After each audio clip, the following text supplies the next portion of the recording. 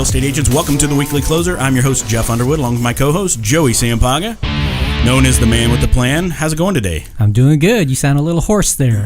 Yeah, my allergies have been really acting up. It's that thing I get a couple times a year, and my throat's just like, ugh. Yeah, with all the haboobs and the dust storms, and we had a crazy one last night. The dust storm, for sure. Terry's like, I'm going to go move the car out. I said, I can do it. She's like, no, don't step outside. You sound bad enough as it is. Yes. So anyway, well, hey, we have an exciting guest with us today, and that's Juan Grimaldo with Keller Williams Professional Partners. How are you doing, Juan? Doing terrific, guys. Thank you so much for having me. Good. Thanks for being here, man. Thank you for the invitation. You're going to share some great information for us with us. I hope so. That Juan has built his business off of his sphere of influence. Yes, and I'm excited to hear about this because, there could be all kinds of different marketing schemes out there, right? But really, it's your influence, your sphere of influence that's going to bring you the most business. I agree. Absolutely. Definitely. So, Juan, why don't you start by letting the agents know how long you've been in business and what got you into real estate? I got my license in 2007, which people would think, why did he do that at that time when the market was going down very, very fast? You're getting your license when New Century was filing bankruptcy. Definitely. I started in lending in 2005. I worked for Chase. Then a couple of years later, I started working for a broker. Actually, I continued after Chase. I worked with a broker originating loans. And I was fascinated with the business, first of all, and the reason I got into this in 2007 was because I fell in love with the industry. When I was purchasing my first home, I struggled so much, like you have no idea. Not good income, several jobs. I was job hopping a lot because I was moving up little by little.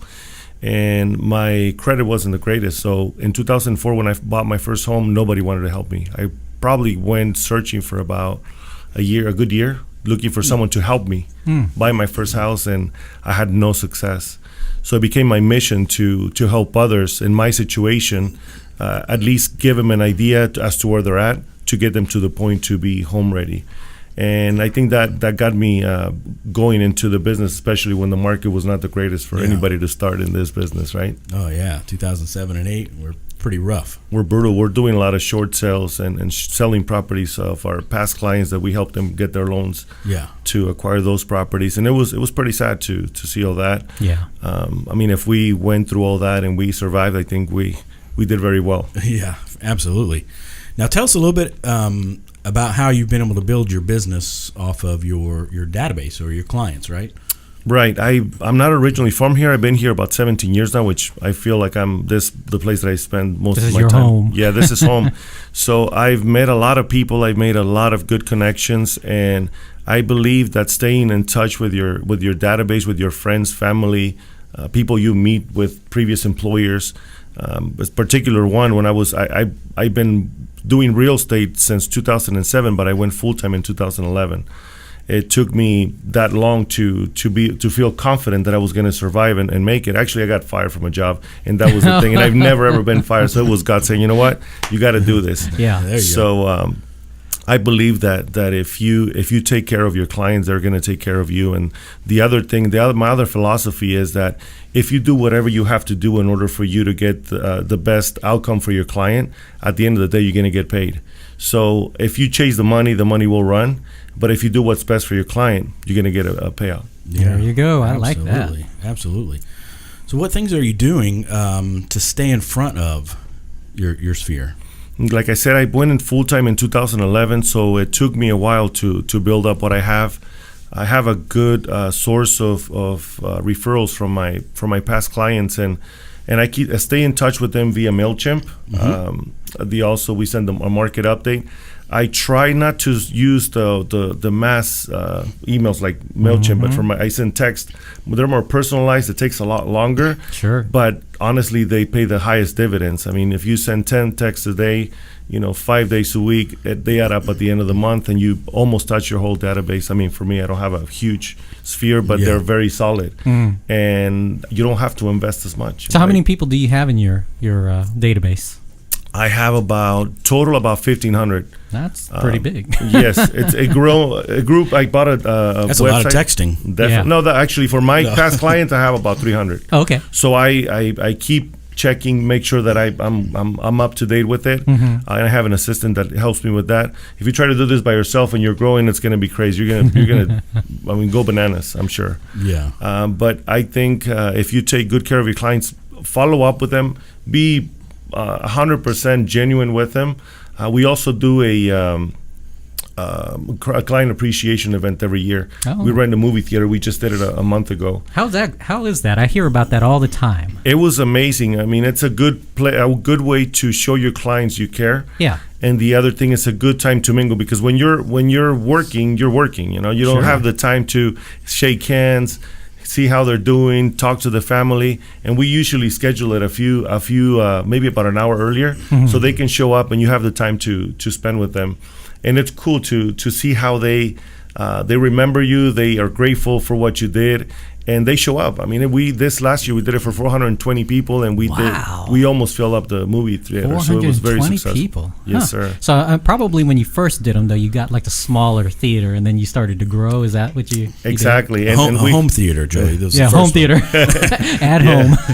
The first time, and then I've been reading a lot with Grant Cardone about the 10x rule. You know, you have to go above and beyond. If you just call 400 people, and you expect they're going to all show up. Yeah. You're going to be very dissatisfied. You know, so you have to be consistent, persistent, and we use those other tools to mass text, mass email to reach the audience. So do you do like a kind of an introduction at the very beginning before the movie starts and thank them? And yes, sir. So we thank them for their business, and we tell them we are able to create this event because of their support.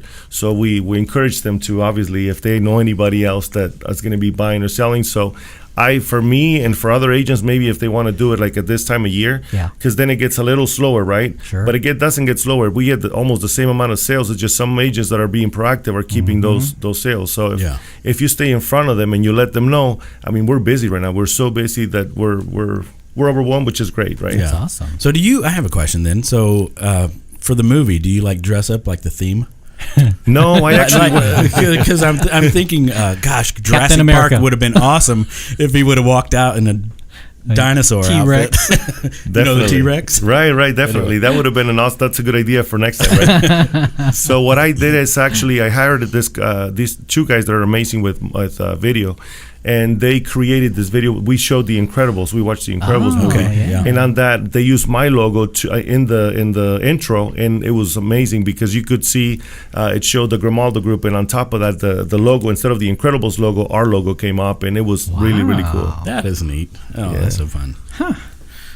Wow. Yeah, so renting out a theater. Definitely. Cool. So we use that for our marketing on Facebook, and that's another way that I keep in touch with them. For all these agents that are starting new. I mean, keeping your database in shape is the best thing you can do. I'm a mess, but you know what? I try to keep it up and creating groups in there with your clients and sharing interesting information, what's going on in town and all that other stuff, other than just trying to sell them every time. Yeah. You know, I have heard some other agents, not here necessarily in the Valley as much, but some other agents I know across the country that have, and I've been meaning to tell you this too, Joey, build a VIP group for their agents. Awesome. Right? So agents or their clients? I mean, I'm sorry, for their clients. Yeah, for their past clients, as a Facebook group, a closed group, of course, because it's just for your clients, or maybe it's even a private group if you want. But that's what the it cool is. thing is, you can, as you make the post, right, then they get a notification. Definitely. So it's very, for those that are not too active on Facebook, is the greatest marketing tool you can use right now. And there's, as you can see there's more and more businesses going in there, which it seems like it's getting just crowded with information about just sell, which used to be just a way to keep in touch and see family and friends, right? Yeah. But if you use it to your advantage in a way, like your VIP clients have a Juan's Network, which is my clients and my friends, and I share what if anybody needs anything, they're there. If they want to post about a service they provide, or if they have a tip about something, or if they have a good restaurant they can share. So it's a good way to stay in touch with them, and they get a notification. You're right about that, which is great, because if you, based on the algorithms in Facebook, if you don't interact with your other friends or clients or past clients, you're not going to be able to see, or they're not going to be able to see you on their posts, right? That's right. Absolutely. So how often do you post in there? In that one, I'm not every single day, because I don't want to bore him with all the same salesy information, but I try to post at least once or twice a week. Okay. Yeah. Makes sense. On my personal page, I post every single day. Also on my business pages, I have 3 other pages that I post on. Okay. Got it. Huh. All over the place, huh? You got all kinds of Facebook pages going on. You have to dominate, right? That's what Grant Cardone would say, right? That's right. That's right. Obsession, right? It's be obsessed, or you're average. That's right. That's right. So as far as I know, you mentioned mailers too and market updates. Like, how often do you do a market update for your? We do it every month. Month. We get the MLS statistics, and I send them to Fiverr for those agents that are wondering. If you're not a very techie, I'm not. I send it to Fiverr. I send what I want, and they produce it for me. Okay. So then I send that in a text, and then I send that in an email, obviously with all the links to go to our website to search for homes or to get a property value. Yeah. And then that's basically how we do with the market update.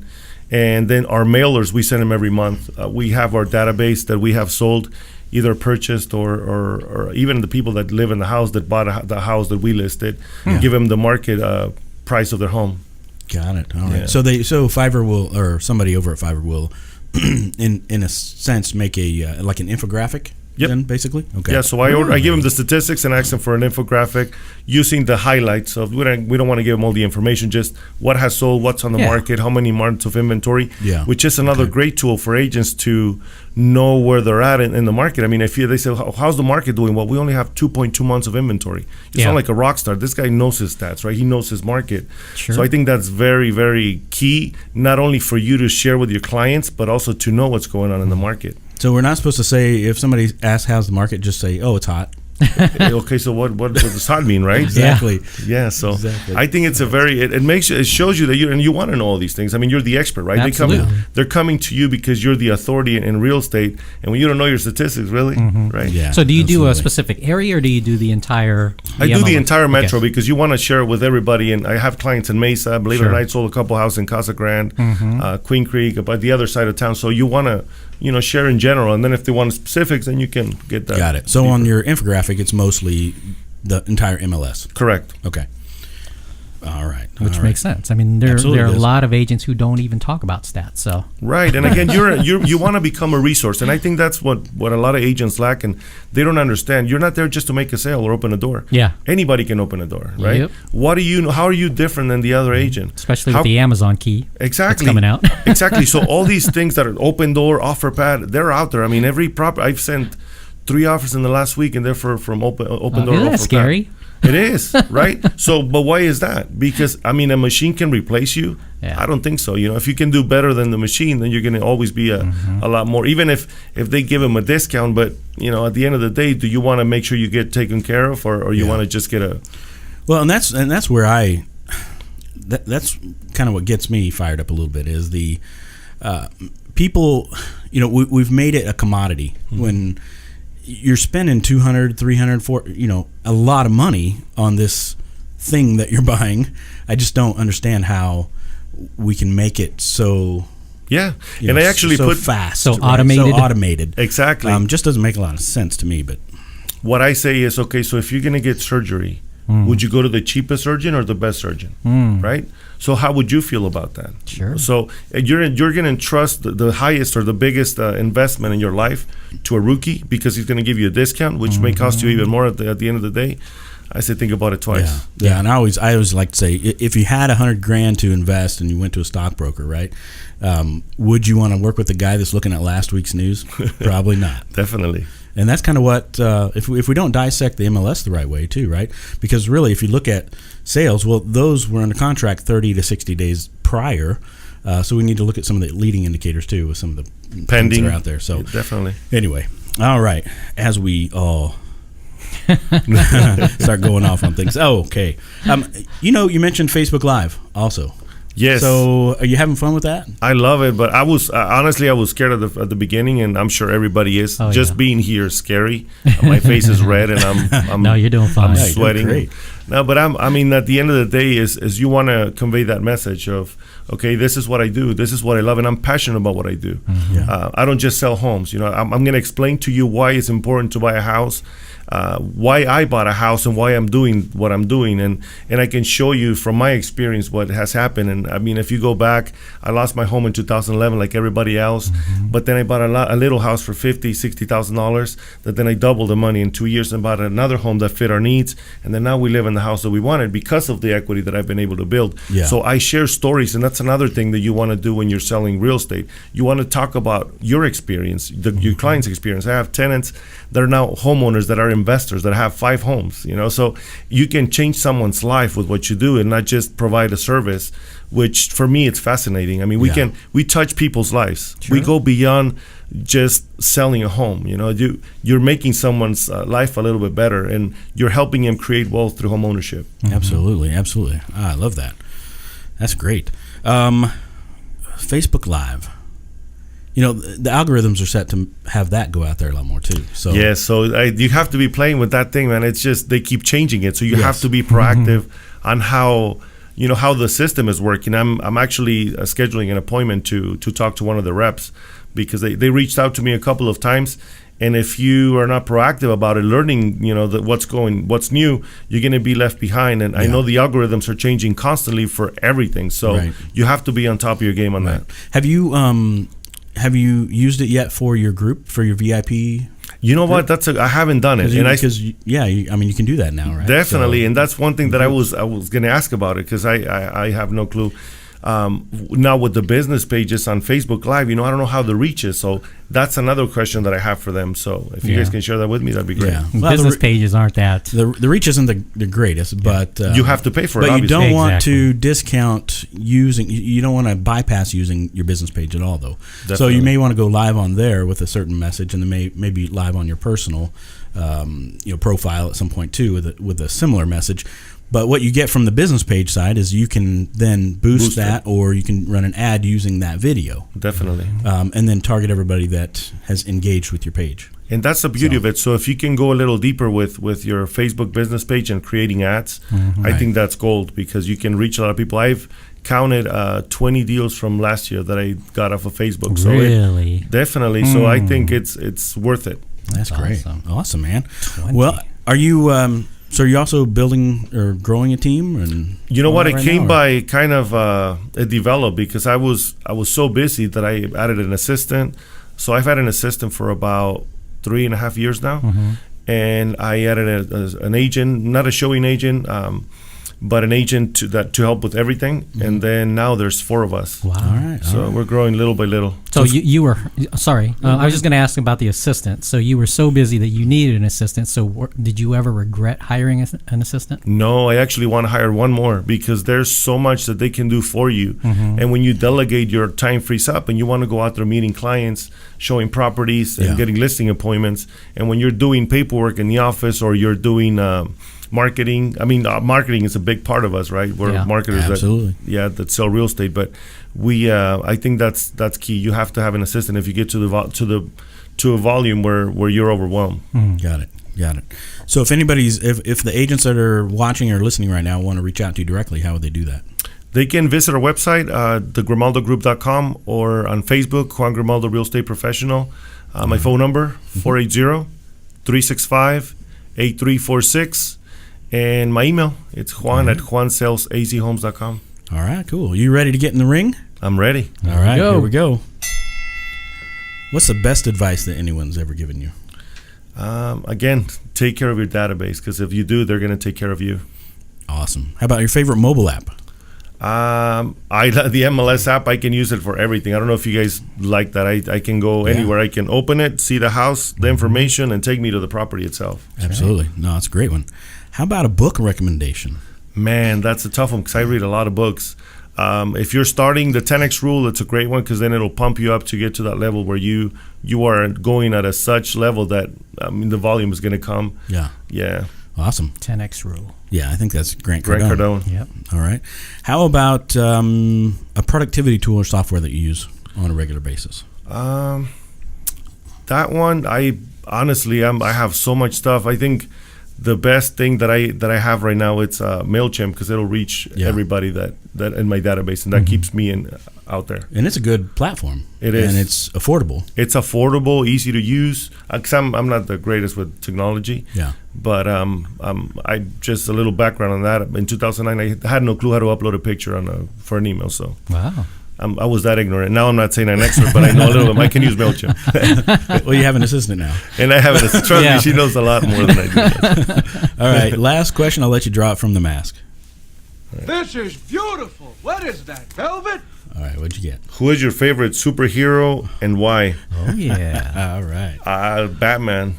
Batman. Yeah. Really? I mean, the guy is cool. I mean, he's a multimillionaire, and he can go at night and just, go all over the city. Do his thing. Doing his thing. And he's just a normal guy. And he's a normal guy. With just a lot of cool gadgets. Yeah. A lot of them. And that's Nice the cool toys part. and- Every toy that you can imagine. You can fly, go in water, whatever.